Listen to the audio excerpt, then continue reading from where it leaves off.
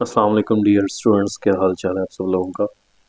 4.3 हमने स्टार्ट करनी है आज और इसमें हमने एचसीएफ निकालना है बाय फैक्टराइजेशन मेथड।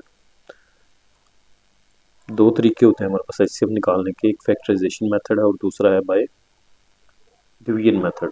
तो अभी हम इस वीडियो के अंदर बाय फैक्टराइजेशन मेथड करेंगे, यानी हमने फैक्टर बनाने हैं जो हमें क्वेश्चन के अंदर टर्म्स दी होंगी और उसमें से जो कॉमन आएगा वो हमारा एचसीएफ बनेगा, हाईएस्ट कॉमन फैक्टर। जैसे ये क्वेश्चन 1 है, इसके अंदर दो टर्म्स थी, तो 21 एक्स स्क्र वाई की मैं फैक्टराइजेशन करूं तो 21 की जगह मैं लिख सकता हूँ 7 × 3 21। फिर एक्स कितने हैं, 2, तो एक्स ज़रब एक्स और वाई 1 है।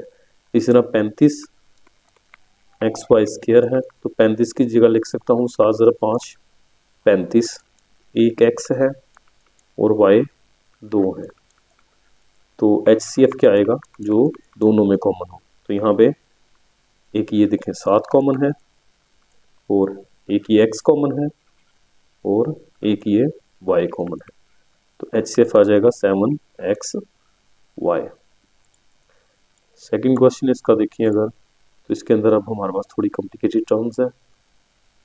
तो पहली टर्म है 4x² - 9y²। तो ये कंप्लीट स्क्वायर बनता हुआ नजर आ रहा है। 4 की जगह 2 का स्क्वायर, 9 की जगह 3 का स्क्वायर, तो ये बन जाएगा a² - b² फार्मूला, जो कि बराबर होता है a जमा b into a minus B. ये फार्मूला हमारे पास a² - b² is equal to a plus B into a minus B. ठीक है, इसके बाद दूसरी टर्म हमारे पास ये वाली 2x² - 3xy। तो इन दोनों में से x कॉमन आ रहा है, तो यहाँ पे बचेगा 2x और दूसरी टर्म में बचेगा 3y। ये फर्दर सिंप्लीफाई नहीं होगा, तो एच सी एफ आ जाएगा, एक आंसर ये है और एक ये है, तो दोनों में ये वाली टर्म कॉमन है। तो एच सी एफ आ गया 2x - 3y। इसी तरह इसका थर्ड पार्ट है,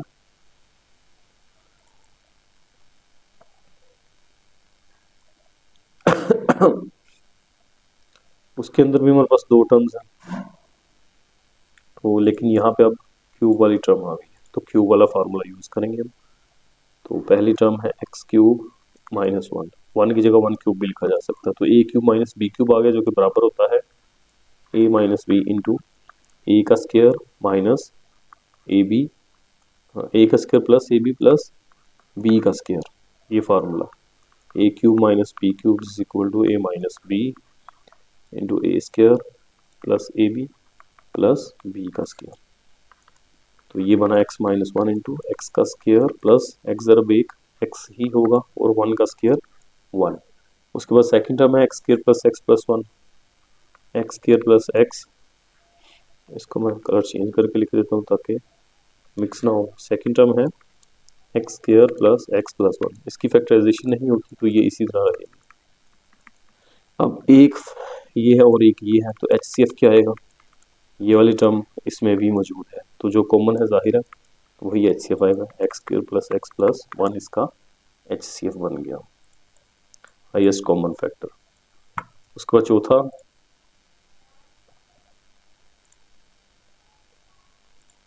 क्वेश्चन नंबर 4 है। इसके अंदर अगेन दो टर्म्स हैं, तो पहली है a³ + 2a² - 3a, a³ + 2a² - 3a। तो इन तीनों में से a कॉमन आएगा, बाकी बचेगा a + 2a - 3। अब ये जो अंदर रखा हुआ है हमारे पास, इसकी हम करेंगे फैक्टराइजेशन। क्या तरीका होता है, हमने कैसा पेयर फाइंड आउट करना है जिनकी जो प्रोडक्ट है वो -3 थे और उनका सम या एडिशन जो है ये दरमियान वाली रकम यानी 2 दे। तो 3 ज़रब 1 3 और 3 में से 1 निकलेगा तो 2। यहाँ माइनस आ जाएगा, जमा माइनस माइनस, 3 ज़रब 1 3, 3 में से 1 निकला 2, तो इस 2a को रिप्लेस करूँगा मैं इस दो नंबर्स के साथ, a plus 3a minus a minus 3। फिर इन दोनों में से a कॉमन आ गया, बाकी a प्लस 3 बच गया, सॉरी यहाँ पे a स्क्वायर,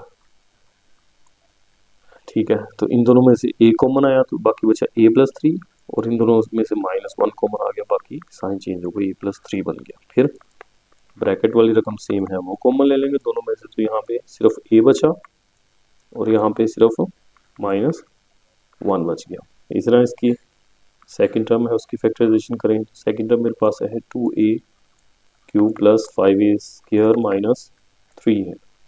इसमें देखें तो अगेन हमारे पास a कॉमन है सबसे पहले, बाकी बचेगा 2a square plus 5a minus 3। फिर इसको इस 2 से ज़रब दे के साइड पे लिखेंगे, 6 आ गया, तो ऐसा नंबर ऐसा पेयर चाहिए जिनकी प्रोडक्ट माइनस 6 है और जिनका सम या सब्ट्रैक्शन मेरे पास आ जाए दरमियान वाली रकम, और दरमियान में यहाँ पे क्या है 5 है, तो 6 ज़रब 1 6, 6 में से 1 निकलेगा तो 5, तो ये पेयर बन गया, जमा माइनस माइनस 6 ज़रब 1 6, 6 में से 1 निकला तो 5, तो ये आ जाएगा 2a square plus 6a minus a minus 3। तो इन दोनों में से 2a कॉमन है, बाकी बचा a प्लस 3, और इन दोनों में से माइनस 1 कॉमन है, बाकी बचा a प्लस 3। फिर ब्रैकेट वाली रकम दोनों में मौजूद है, वो ले लेंगे कॉमन, तो यहाँ पे इन दोनों में से ये ब्रैकेट कॉमन आ गई, बाकी 2a बच गया, और इन दोनों में से ये कॉमन आ गई, बाकी माइनस 1 बच गया। तो ये सेकंड इसकी टर्म थी, दो ही टर्म्स थी मेरे पास। तो अब HCF क्या आएगा दोनों का, जो दोनों में कॉमन है। तो अगर आप गौर करें तो इसका HCF बनेगा, यहाँ पे a मौजूद है दोनों में, ये आ गया, फिर a प्लस 3 इसमें भी है और इसमें भी है, तो a प्लस 3 आ गया, और a माइनस 1 और कुछ भी कॉमन नहीं, तो ये इसका HCF आ जाएगा। उसके बाद हम इसका फिफ्थ क्वेश्चन देखेंगे। तो फिफ्थ क्वेश्चन के अंदर अब हमारे पास 3 टर्म्स आ गई हैं। पहली है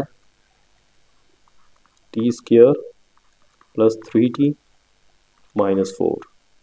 तो हमें एक ऐसा पेयर फाइंड आउट करना है जिसकी प्रोडक्ट आएगी -4 और जिसका सम या सब्ट्रैक्शन आना चाहिए दरमियान वाली रकम जो कि है 3। यहाँ पे एक गड़बड़ है, यहाँ पे माइनस का साइन आएगा, फिर ये क्वेश्चन सही होगा, तो मैं यहाँ पे पहले ही माइनस लिख लेता हूँ, वरना इसका आंसर नहीं निकलता।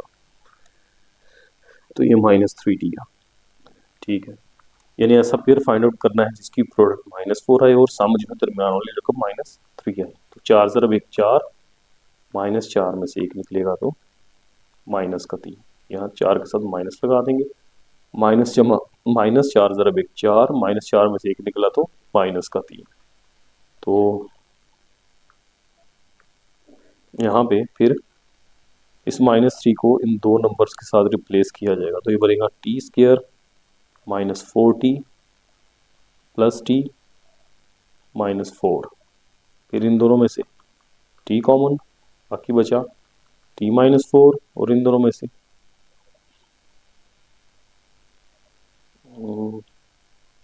1 कॉमन, ठीक है, बाकी बचेगा t प्लस 4।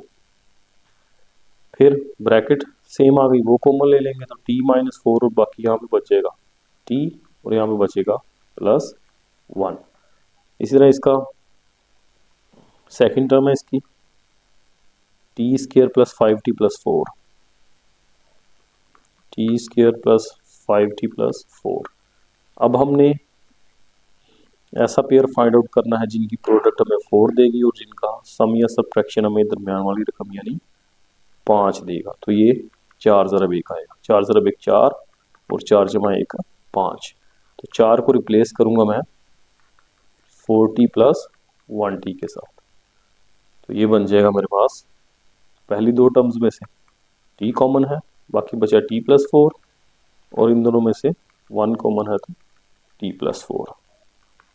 तो ये आ गया t+4 कॉमन लिया दोनों में से, t+1, ये दोनों सेम आ गए। अच्छा यहाँ पे माइनस है, ठीक है। उसके बाद तीसरी टर्म है t² - 1, तो t² - 1 की बात करें, t² - 1, तो इसके ऊपर स्क्वायर लगा लेंगे, फार्मूला बन जाएगा a² - b² का, जो कि बराबर होता है a जमा b into a minus b। तो तीनों हल हो गए। एक हमारे पास ये आ गया फैक्टराइजेशन t-4 t+4, एक ये है t+4 t+1 और ये t+1 t-1। तो HCF क्या आएगा, जो तीनों में कॉमन होगा। तो यहाँ पे देखें ये t+1 इधर भी मौजूद है, t+1 इसमें भी मौजूद है और t+1 इसमें भी मौजूद है। तो ये t+1 इसका HCF आ जाएगा। तो ये हमारे पास इसका फिफ्थ पार्ट था। उसके बाद लास्ट वाला पार्ट देखें इसका, तो लास्ट वाले पार्ट में अगेन हमारे पास तीन टर्म्स हैं। पहली है x² + 15x + 56, तो x² + 15x + 56, ऐसा पेयर फाइंड आउट करना है जिसकी प्रोडक्ट हमें दे 56 और सम या सब्ट्रैक्शन दे हमें दरमियान वाली रकम जो कि है 15। तो 8 × 7 56 और 8 में 7 जमा करें तो 15। तो इसकी जगह आ जाएगा x² + 8x + 7x + 56। तो इन दोनों में से x कॉमन और इन दोनों में से 7 कॉमन, फिर ब्रैकेट सेम आ गई, ब्रैकेट कॉमन, बाकी x + 7 आ जाएगा। उसके बाद सेकंड टर्म है हमारे पास x² + 5x - 24। फिर अब दोबारा हमें पेयर फाइंड आउट करना है जिसकी प्रोडक्ट हमें दे -24 और सम या सब्ट्रैक्शन हमें दे दरमियान वाली रकम जो कि अब क्या है 5 है। तो 8 3 24, 8 में से 3 निकलेगा तो 5, यहाँ पर 3 के साथ माइनस आ जाएगा। तो ये बनेगा x² + 8x - 3x - 24। पहली दोनों रकमों में से x कॉमन और अगली दोनों रकमों में से माइनस का 3 कॉमन, फिर ब्रैकेट सेम हो गई, ब्रैकेट वाली रकम कॉमन ले लें, तो यहाँ बचेगा x और यहाँ बचेगा माइनस का 3। फिर थर्ड टर्म है इसकी x² + 8x, तो x² + 8x, x कॉमन लिया दोनों में से, यहाँ पे सिर्फ x बचा और यहाँ पे 8 बच गया। तो अब हम HCF लिखेंगे, तो HCF क्या आएगा, HCF जो तीनों में कॉमन है। तो तीनों में कॉमन क्या है, यहाँ पे देखें x + 8 इसमें भी मौजूद है, x + 8 इसमें भी मौजूद है और x + 8 इसमें भी मौजूद है। तो x + 8 आंसर आएगा, बाकी कोई भी चीज़ कॉमन नहीं है। उम्मीद करता हूँ आपको अच्छे से समझ आ गई होगी। टेक केयर, अल्लाह हाफिज़।